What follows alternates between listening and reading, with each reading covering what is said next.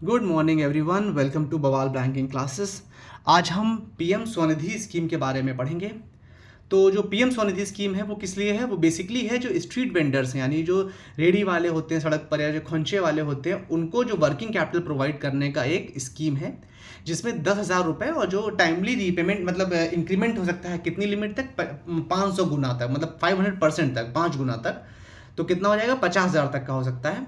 उसमें साथ ही साथ अगर डिजिटल ट्रांजेक्शन करते हैं तो इसके लिए इनसे इंसेंटिव भी दिया जाता है, जिसकी लिमिट होती है 1,200 रुपये। ये अभी आगे डिस्कस करेंगे। कुल मिलाकर के ये स्ट्रीट वेंडर्स के लिए एक स्कीम है जो कि गवर्नमेंट ने लॉन्च करी थी।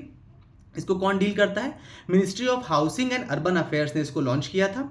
फुल फॉर्म क्या है? PM street vendors Atmanirbhar Nidhi scheme. ठीक है, स्वनिधि में निधि को अलग कर देंगे और एसवीए अलग कर देंगे। एसवीए मतलब क्या हुआ? स्ट्रीट वेंडर आत्मनिर्भर। इतना याद रखिए, स्ट्रीट वेंडर आपको याद रहेगा, आत्मनिर्भर याद रहेगा और निधि हो जाएगा। ठीक है, तो इसके लिए हो गया, स्ट्रीट वेंडर्स के लिए हो गया। इसका फुल फॉर्म बहुत इंपॉर्टेंट है।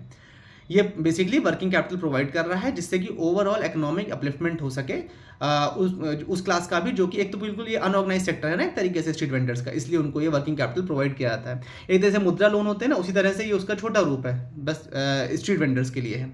इम्प्लीमेंटेशन पार्टनर इसमें कौन है? सिडबी है, यानी कि small industries development bank of India.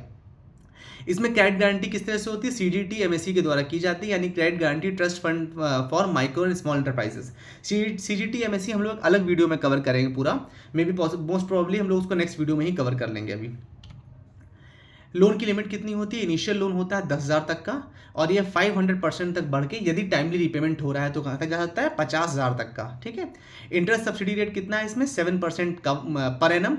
लेकिन कब मिलेगा? जब रेगुलर पेमेंट होगा। ये तो सबको पता है कि रेगुलर रिपेमेंट होगा तभी इंटरेस्ट सब्सिडी मिलता है, चाहे कोई भी स्कीम हो, कोई भी लोन हो। इनका जो कैशबैक है डिजिटल ट्रांजेक्शन पर, वो 1,200 रुपये तक हो सकता है मैक्सिमम पर एनम, यानी कि एक महीने में 100 रुपये तक का, और पर ट्रांजेक्शन 1 रुपये इनको मिलता है जो कैशबैक होता है इनका, अगर डिजिटल ट्रांजेक्शन करते हैं यूपीआई के थ्रू। ठीक है, जो भी इनका प्रेस्क्राइब मेथड है उसके थ्रू। गारंटी कवरेज कितना होता है? जो पहला 5% लॉस होगा बैंक को, उसके लिए 100% कम होता है, गारंटी कवर होता है। 5 से 15% जो नेक्स्ट होगा उसमें 75% कवर होता है। और मैक्सिमम कवरेज कितना होता है? 15% ऑफ द ईयर्स पोर्टफोलियो। मतलब बैंक का ये नहीं है कि बैंक ने अगर टोटल मान लीजिए इसमें 10 लाख लोन बांट रखा है, 10 लाख नहीं कवर होगा। पहले 100% के लिए 5%, फिर 75% लॉस और है तो 5 से 15%, और मैक्सिमम कवरेज कितना है? टोटल लोन पोर्टफोलियो का 15%, उससे ज़्यादा कवर नहीं होता है। ये दिया गया है लोन अमाउंट और टेन्योर। ये देख लीजिए, इसमें क्या है कि ये ट्रांच का मतलब है इंस्टॉलमेंट, समझिए इसको। ये देखिए, पहला क्या है? 10,000 रुपये तक का, 12 महीने में रिटर्न करना है पैसा स्ट्रीट वेंडर को। फिर सेकेंड उसको ट्रांच जो मिलेगा वो होगा 20,000 रुपये तक का, वो 18 महीने में। और थर्ड होगा 50,000 रुपये का, वो होगा उसको 36 महीने में उसको वो देना पड़ेगा। इसमें गारंटी फी कोई भी नहीं लगेगी। जैसे आपने सीजीटी एफएमई में पढ़ते हैं ना, गारंटी फी लगती है एफएमई, इसमें एमएससी में जो गारंटी फी लगती है मुद्रा वगैरह पे, इसमें कोई भी गारंटी फी बोरोवर को नहीं देनी है। एलिजिबल बोरोवर्स इसमें कौन कौन से हैं? अर्बन लोकल बॉडीज़ में जितने भी रजिस्टर्ड होंगे स्ट्रीट वेंडर्स, जिनके पास एंट्री कार्ड होगा, वो हैं इसमें।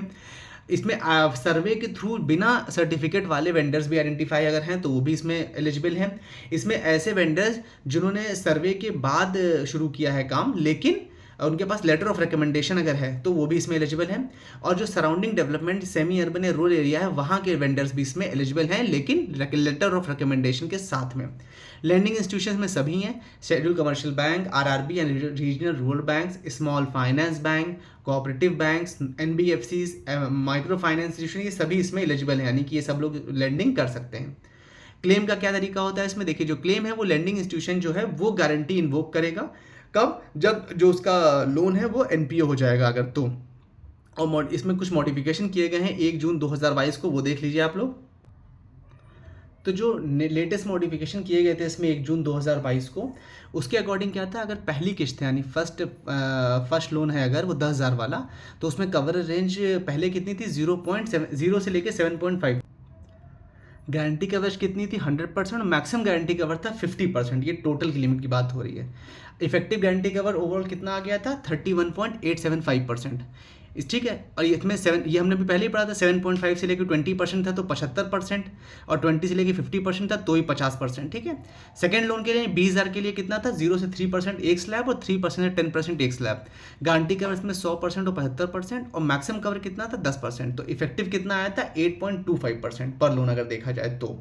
थर्ड लोन ये कौन सी बात हो रही है, 50,000 वाले की। तो इसमें एक स्लैब है सिर्फ 0 से 8% तक का, गारंटी कवरेज 100% है, मैक्सिमम गारंटी कवरेज 8% है, तो इफेक्टिव कितना हो गया इसमें, 6%। इसमें एक 14 सितंबर 2022 को एक और चेंज किया गया था, क्या कि जो क्लेम का इन्वोकेशन करते हैं ना, पहले था एनपीए की तुरंत बात करना, अब हो गया है कि मैक्सिमम 2 ईयर्स तक कर सकते हैं। जो एनपीए डेट है उससे 2 साल तक के अंडर क्लेम कर सकते हैं, और जो फाइनल क्लेम डेडलाइन है वो कितनी है, 29 फरवरी 2028 तक की। ठीक है। इंपॉर्टेंट कंडीशंस में क्या है, एलिजिबिलिटी क्राइटेरिया हम लोग पढ़ चुके हैं अभी पहले भी, कि कौन कौन से स्ट्रीट वेंडर्स में एलिजिबल हैं, जिनके पास आइडेंटिटी कार्ड्स है, किसके द्वारा इशू किया हुआ, यूएलबी यानी अर्बन लोकल बॉडीज़ के द्वारा। साथ ही साथ जिनके पास वो नहीं है, आइडेंटिटी कार्ड नहीं है, लेकिन वो सर्वे के थ्रू उनको सर्टिफिकेट मिला है तो, और या फिर लेटर ऑफ रिकमेंडेशन, 3 चीज़ें हैं। लोन का यूटिलाइजेशन जो है वो किस पर्पज से होना चाहिए, जिसके लिए ग्रांट किया गया, जिस चीज़ का वेंडिंग के लिए उसको ग्रांट किया गया वही होगा।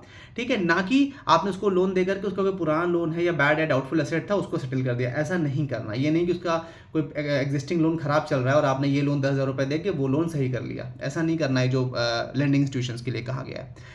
गारंटी क्लेम्स का क्या तरीका है, जो लैंडिंग इंस्टीट्यूशन है उनको 1 साल के भीतर और मैक्सिमम जो अब वो 14 सितंबर 22 से बढ़ाया गया 2 साल के भीतर एनपीए डेट से क्लेम इन्वोक कर देना है, मतलब गारंटी कवर क्लेम कर लेना है। जो क्लेम है वो मैनेजमेंट सर्टिफिकेट होगा जो कंफर्म करेगा कि नॉन पेमेंट की वजह से ये एनपीए क्लासीफाई हुआ है। ये क्लेम में आपको सर्टिफाइड करना है मैनेजमेंट को, मतलब बैंक के मैनेजमेंट को या जो इंस्टीट्यूशन है उसके मैनेजमेंट को। जो लीगल प्रोसीडिंग्स हैं उनकी कोई आवश्यकता नहीं है क्योंकि लोन साइज स्मॉल है। ठीक है। जो रिकवरी मेजर्स हैं वो प्रूडेंटली यानी पहले से कोशिश करनी चाहिए, ये कहा गया है। रिकवरी मेजर्स क्या है, लेंडिंग इंस्टीट्यूशंस जो है उनको अपने रिकवरी एफर्ट्स गारंटी के इशू कर मतलब इन्वोक कर दिया, लेकिन फिर भी उनको अपने रिकवरी एफर्ट्स चालू रखने चाहिए। और अगर क्लेम सेटल हो गया, मान लीजिए गारंटी आ गया, गारंटी कवर आ गया, क्लेम सेटल हो गया, और फिर भी बाद में अगर आपको पैसा वहाँ से वापस मिलता है बोरोवर से, फॉर रिवीजन, मान लीजिए बोरोवर का कोई और लोन है, कोई उसमें सिक्योरिटी आपके पास थी, वो सिक्योरिटी हमें डाइल्यूट करी, तो ऐसे केस में आपको जो गारंटी कवर आपने सीजीटीएमएसी से लिया है वो कवर वापस करना पड़ेगा उसको, उसके बाद उसको सेटल करना पड़ेगा। डॉक्यूमेंटेशन बताया गया आगे, जो please bear with this flickering of the screen, कुछ इशू है आज जो मैं रेक्टिफाई नहीं कर पा रहा हूँ, आई होप नेक्स्ट वीडियो से नहीं होगा, थोड़ा सा बचा है बस 1-2 स्लाइड्स हैं। और डॉक्यूमेंटेशन क्या क्या है, लैंडिंग इंस्टीट्यूशंस को है उनको सारे जो नेसेसरी डॉक्यूमेंट्स हैं वो प्रोवाइड करने पड़ेंगे, जो भी सीजीटीएमएसी को देना पड़ेगा जब उन्हें गारंटी क्लेम करना उसके लिए कहा गया है। ठीक है। जो इंस्पेक्शन है वो करना पड़ेगा, वो करवाया जा सकता है सीजीटीएमएसी या सिडबी के द्वारा, जो भी लैंडिंग इंस्टीट्यूशन ने रिकॉर्ड्स दिए हैं उनको, जिससे कि रिकॉर्ड वेरीफाई हो सके या कंप्लायंस वेरीफाई हो सके। लाइबिलिटी और पेनल्टीज़ क्या क्या हैं, लैंडिंग इंस्टीट्यूशन अगर क्लेम बाद में मान लीजिए उन्हें कुछ पैसा प्राप्त होता है, पीनल इंटरेस्ट प्राप्त होता है, तो वो सीजीटीएमएसी को वापस करेंगे, पहली बात तो ये चीज़ है। ठीक है। जो भी नॉन कंप्लायंस संबंधित अगर कोई पेनल्टी आती है तो वो इंस्टीट्यूशंस पर लगा सकता है, कौन, सीजीटीएमएसी या सिडबी, वो दोनों लगा सकते हैं। ओवरऑल क्या कहा गया है, जो पीएम स्वनिधि स्कीम है ये क्रेडिट गारंटी स्कीम है, जिसका मेन एम क्या है, स्ट्रीट वेंडर्स का जो पूरा इंडस्ट्री है उसको एक ऑर्गेनाइज तरीके से रन करना, जिससे इकोनॉमिक अपलिफ्टमेंट हो सके और लोगों का भी भला हो सके। With this we have come to an end, and surprisingly अब फ्लिकरिंग भी बंद हो गया है। Thank you for watching this video and do like, share, subscribe, and if you have any doubts you can ask in the comment section. Thank you so much for your time.